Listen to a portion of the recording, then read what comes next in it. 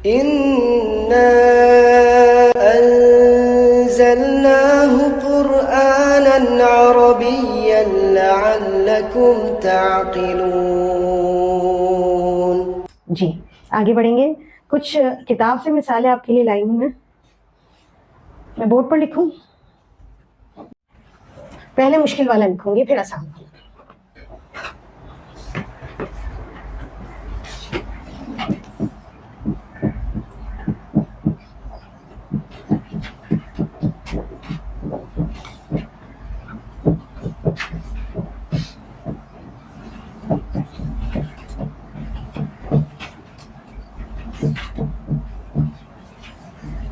पहले तो ये बताइए कि इसमें कोई मुरक्कब है या नहीं है।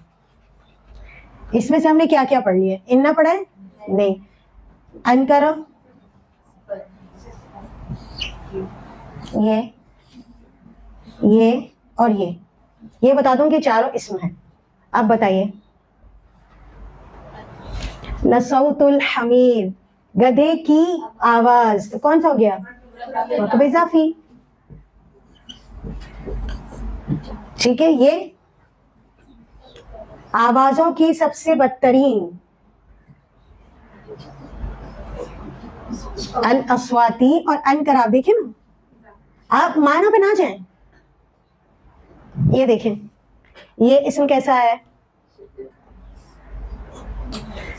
एराब में हल्का है ना, और ये हालत जर में है, मुरक्कब इजाफी है।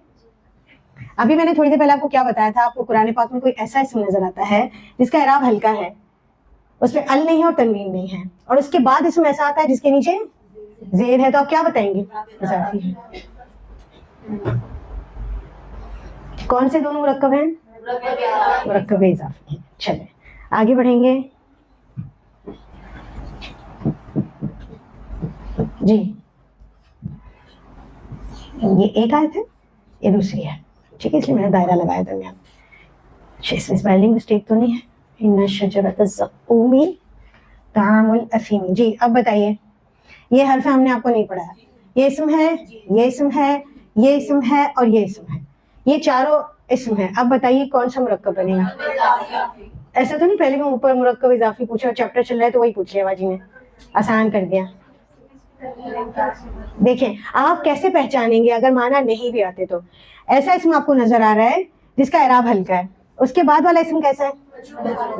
यहाँ भी देखिए, तो ऐसा मुरक्कब मुरक्कब इजाफी है। ज़क़ूम का दरख्त, गुनाहगार का खाना।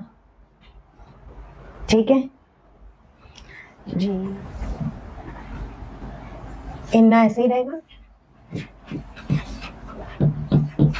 जी।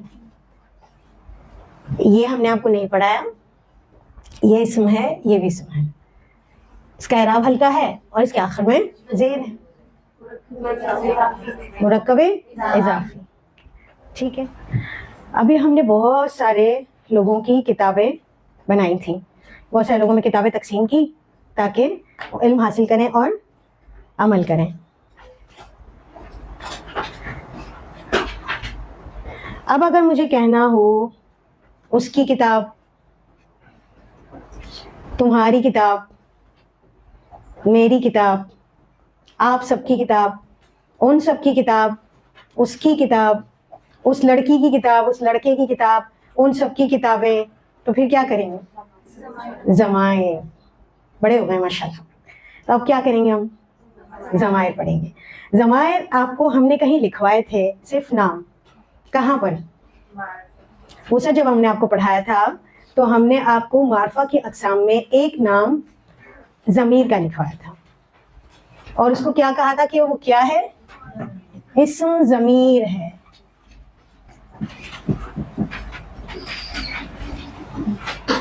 इसका मतलब ज़मीर क्या होती है? इस्म होती है। ज़मीर इस्म होती है, किसी भी इस्म की जगह इस्तेमाल होती है।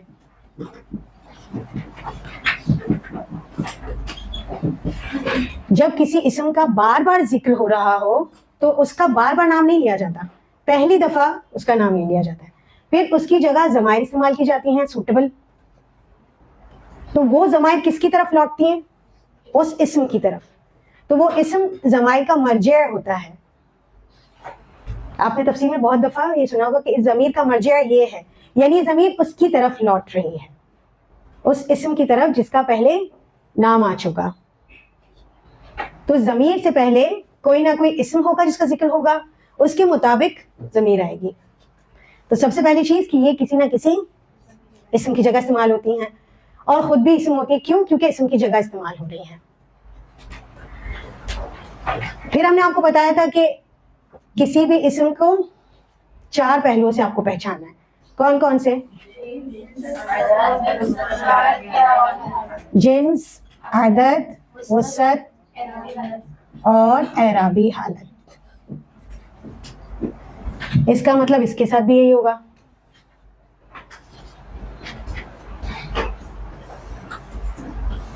ज़मीर की भी क्या होगी? जिन्स होगी। जिन्स में क्या क्या आता है? मुज़क्कर मुअन्नस। ज़मीर की क्या होगी? अदद। अदद में क्या है? वाहिद, तस्निया, जमा। तो ज़मीर मुज़क्कर मुअन्नस भी होगी, ज़मीर वाहिद तस्निया जमा भी होगी। ज़मीर उसके वसत, ये अल्हम्दुलिल्लाह हम सॉल्व कर चुके। क्या है? चलें, एक काम तो हो गया। फिर एराबी कितनी हालत है? 3। कौन कौन से? रफ, नस्ब और जर। ये अलग है, ये दोनों एक जैसी हैं। इसम का हमने टेबल बनाया था, उसमें भी यही था ना, तकरीबन नस्ब और जर सेम थी। तो यहाँ पर एक काम और आसान हो गया। तो आसान आसान काम आपको बता रही हूँ ताकि आपको ऐसा ना लगे कि बहुत ज्यादा है।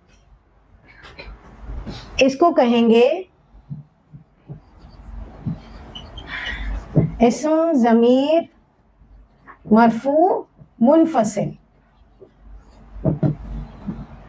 अब इतना बड़ा नाम कैसे याद होगा, है ना? कैसे याद होगा? चलिए बताती हूँ। इस्म ज़मीर यहां से लेके याद कर लें, मरफू रफा से याद कर लें, मुनफसिल मद्दात हमने आपको पढ़ाई थी तजवीद में, ठीक है?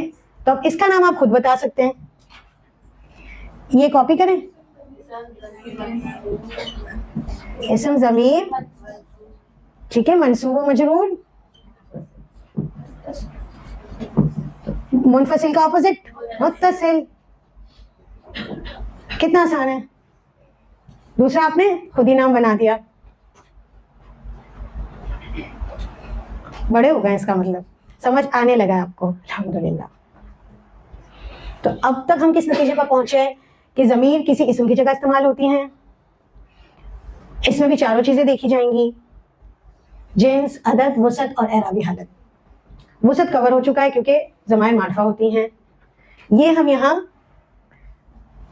एराबी हालत को कवर किया हमने, ठीक है। अब क्या रहता है? जिन्स और अदद। तो इसमें भी जिन्स है, मसलन मुज़क्कर मुअन्नस है,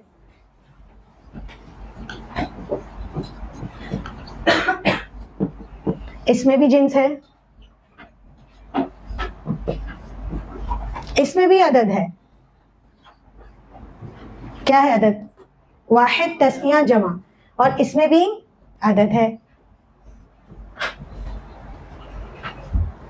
ये एक टेबल बनेगा, इसमें जिन्स भी आएगी, मुज़क्कर मुअन्नस, अदद भी आएंगे, वाहिद तस्निया और जमा। इसमें भी जिन्स आएगी और अदद। 2 टेबल बनेंगे। एक और चीज जो बिल्कुल नहीं है आपके लिए, वो क्या है? पर्सन्स, क्योंकि ये पर्सनल प्रोनाउंस हैं, पर्सनल प्रोनाउंस हैं ये।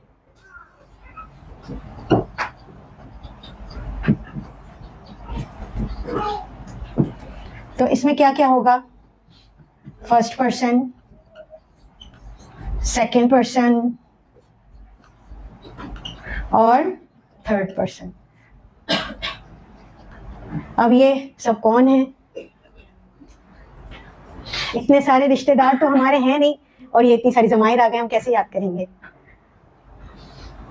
तो इसको समझ लेते हैं। इतना फिलहाल क्लियर है, तो मैं बोर्ड क्लीन कर दूं, तो मैं आपको पर्सनल प्रोनाउंस समझा देती हूँ। चलिए, अभी थोड़ी देर पहले मैंने आपसे कहा था कि अगर मैं ये कहना चाहूँ मेरी किताब, आप सबकी किताब, तुम्हारी किताब, तेरी किताब, तेरी उर्दू में थोड़ा अदब से कम दर्जे में आता है, थोड़ा सा बदतमीजी के दायरे में आ जाता है, लेकिन ये हम बोलेंगे ताकि हम वाहिद को कवर कर सकें। ठीक है, तो फर्स्ट पर्सन में कौन कौन आता है? मैं आती हूँ और हम सब आते हैं। ठीक है, सेकंड पर्सन में कौन आते हैं? आप सब आते हैं। तू, तेरी और तेरे, तुम सब। इंग्लिश में सबको एक ही से हाँका जाता है, क्या? यू। छोटा भाई है तो भी यू, बड़ा भाई है तो भी यू, वालदा है तो भी यू, टीचर है तो भी यू। लेकिन हमारे यहाँ क्या है? आप सब भी है। यहां तक कि हम सिंगुलर के लिए भी क्या यूज करते हैं? आप।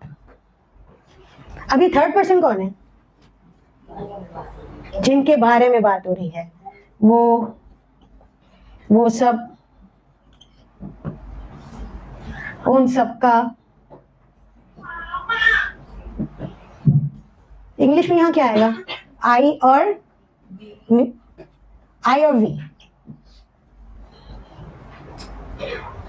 यानी इंग्लिश में भी आपने पढ़े हैं ना, प्रोनाउंस पढ़ी है ना, तो पर्सन्स वाइज ही पढ़ी है आपने। ये फर्स्ट पर्सन है, ये सेकंड है और ये थर्ड है। ये है मुतकल्लिम। फर्स्ट पर्सन कौन है? मुतकल्लिम यानी बोलने वाला। बोलने वाला वाहिद हो सकता है, जमा हो सकता है, मुज़क्कर भी हो सकता है, मुअन्नस भी हो सकता है। ठीक है, ये है सेकंड पर्सन, जो कि हाजिर हैं, जिनसे बात की जा रही है, जो मौजूद हैं, जिनको मुखातब भी कहते हैं। मुखातब, या तो हाजिर कहें या मुखातब कहें। ये बेचारे क्या हैं? गायब हैं। गायब हैं तो हम इनकी बैठकर क्या करें? गीबत करें? नहीं, इस्लाम में मना है।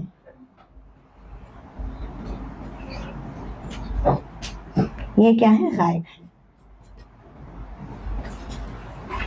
समझ आ रहा है? इसको कंक्लूड करते हैं। इसम ज़मीर पर्सनल प्रोनाउंस है। पर्सनल प्रोनाउंस है तो 3 पर्सन्स हो जाएंगे, फर्स्ट पर्सन, सेकंड पर्सन और थर्ड पर्सन। ये 1 पर्सन, 2 पर्सन और 3 पर्सन नहीं जो दावतनामे आते हैं। ये क्या है? फर्स्ट पर्सन, सेकंड पर्सन और थर्ड पर्सन। फर्स्ट क्या है? बोलने वाला, जो बात कर रहा होता है, मुतकल्लिम। वो एक भी हो सकता है, एक से ज्यादा भी हो सकता है, मुज़क्कर भी हो सकता है, मुअन्नस भी हो सकता है। सेकंड पर्सन जो हाजिर है या मुखातब है, ये भी मुज़क्कर भी हो सकते हैं, मुअन्नस भी हो सकते हैं, वाहिद भी हो सकते हैं, तस्निया भी हो सकते हैं, जमा भी हो सकते हैं। ये थर्ड पर्सन क्या है? गायब है, मौजूद नहीं है। ये भी मुज़क्कर मुअन्नस हो सकते हैं, वाहिद तस्निया और जमा हो सकते हैं, मार्फा सभी हैं। ठीक है, सही समझ आ रहा है? इस्लाम ने सबसे ज्यादा अहमियत गायब को दी है। आपका वो मुसलमान भाई जो आपके सामने अभी मौजूद नहीं है, उसकी इज्जत की हिफाजत ज्यादा है। इस वजह से जब हम अभी टेबल बनाएंगे तो सबसे पहले हम किसको अहमियत देंगे? गायब को, फिर हम हाजिर को, और फिर आखिर में कौन है? बोलने वाला, स्पीकर, मुतकल्लिम।